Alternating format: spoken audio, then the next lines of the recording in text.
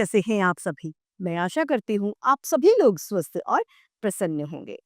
आज हम हमारा पाठ अव्यय यानी विकारी शब्द को पढ़ेंगे और समझेंगे। आइए इसे प्रारंभ करते हैं। ये है पाठ 12 अव्यय अविकारी शब्द। अव्यय शब्द यानी अविकारी शब्द जो है उसका अर्थ क्या है? अविकार यानी जिसमें विकार ना हो, वो अविकारी है। अविकारी यानी जिसमें परिवर्तन ना हो, वो है अविकारी शब्द।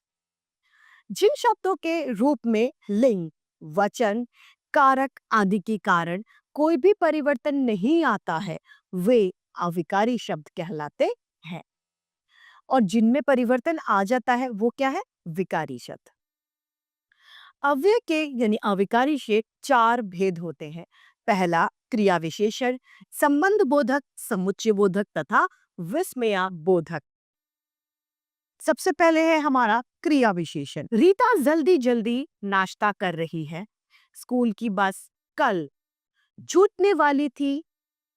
बस सामने से जाने वाली थी कि ड्राइवर ने उसे देख लिया। वह रीता को रोककर बोला, थोड़ा जल्दी आया करो।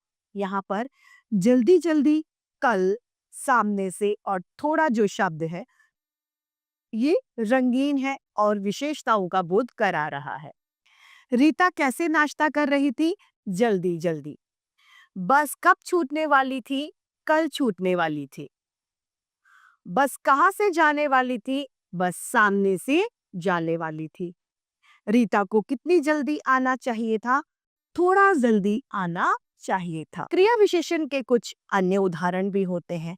सुबह, ऊपर, नीचे, शाम, कम तेज आदि ये सभी क्रिया विशेषण के उदाहरण हैं। क्रिया विशेषण बताने वाले शब्द ही क्रिया विशेषण कहलाते हैं, यानी क्रिया की विशेषताओं को ये बताते हैं। क्रिया की विशेषता बताने वाले शब्द क्रिया विशेषण है। क्रिया विशेषण के भेद। क्रिया विशेषण के 4 भेद होते हैं, यानी क्रिया विशेषण को 4 भागों में बांटा गया है।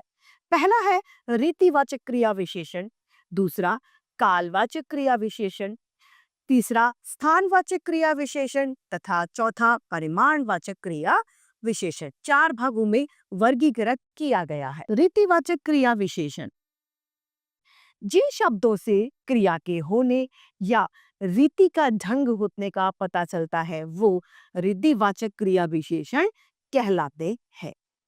जैसे कि सरिता ध्यान पूर्वक पढ़ाई करती है। कैसी पढ़ाई कर रही है वो? ध्यान पूर्वक। शेर जोर जोर से दहाड़ता है। शेर का दहाड़ना कैसे है? जोर से। बिल्ली छटपट दूध पी गई। बिल्ली का दूध पीने का तरीका क्या है? छटपट से उसने दूध पी लिया। इन वाक्यों में ध्यानपूर्वक, जोर से और झटपट शब्द क्रिया के होने की रीति यानी किस तरीके से क्रिया हुई है इसका पता हमें लगा रहे हैं। अतः ये रीतिवाचक क्रिया विशेषण के उदाहरण है। दूसरा है कालवाचक क्रिया विशेषण। जो शब्द क्रिया के होने के समय की जानकारी हमें देता है, जिससे समय का पता चलता है, वो कालवाचक क्रिया विशेषण कहलाते हैं। जैसे कि दादाजी प्रतिदिन टहलने जाते हैं। प्रतिदिन यानी हर रोज। कल हम पतंग उड़ाएंगे तथा अभी अभी रीता सोई है।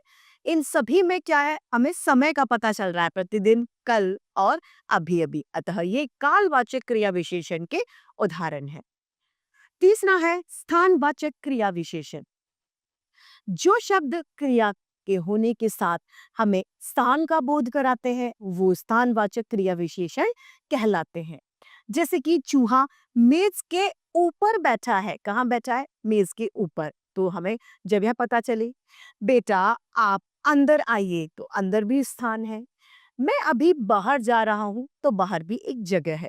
अतः इन वाक्यों में ऊपर, अंदर और बाहर स्थान सूचक शब्द हैं। अतः ये सभी स्थानवाचक क्रिया विशेषण के उदाहरण हैं। चौथा है परिमाणवाचक क्रिया विशेषण। ऐसे शब्द जिनसे मात्रा का बोध होता है वे परिमाणवाचक विशेषण कहलाते हैं। रमेश बाबू ने बहुत अच्छा भाषण दिया। मुन्नी खूब खाना खाती है। अवनी कुछ दूर चलने पर थक गई, ये सभी क्या है? बहुत, खूब और कुछ, ये क्रिया में मात्रा को दर्शा रहे हैं, मात्रा का हमें बोध करा रहे हैं। अतः ये सभी परिमाणवाचक क्रिया विशेषण के उदाहरण हैं। इसी के साथ ये पाठ हमारा समाप्त होता है। आइए इस पाठ के महत्वपूर्ण बिंदु के द्वारा हम इसे संक्षेप में दोहरा लेते हैं। क्रिया की विशेषता बताने वाले शब्द क्रिया विशेषण कहलाते हैं। क्रिया विशेषण की 4 भेद होते हैं: रीतिवाचक, कालवाचक, स्थानवाचक तथा परिमाणवाचक। इसी के साथ हमारा ये पाठ समाप्त होता है। मैं आशा करती हूँ सभी को यह पाठ भली-भांति रूप से समझ में आया होगा। आज के लिए इतना ही, फिर मिलते हैं। धन्यवाद।